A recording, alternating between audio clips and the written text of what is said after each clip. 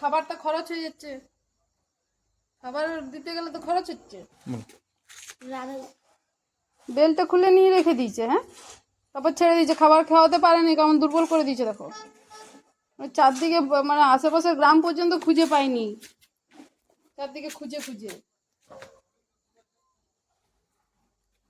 সেটাই ভাবছি যে ঘন্টু তো এরকম কোনোদিন করেনি, একবেলা মিস গেলেও মানে সন্ধ্যা পর্যন্ত ঠিক ঘর আসে। কেমন খাচ্ছে দেখো, ভালো করে খেতেই দেয়নি, পেট ঢুকে আছে, এবারে না পারবে বানতে। এখানে থাকবি, কোথাও যাস না, আগে ভালো করে খা, তারপর শরীরটা ঠিক কর। মাথা গরম হয়ে গেল এরকম দেখি।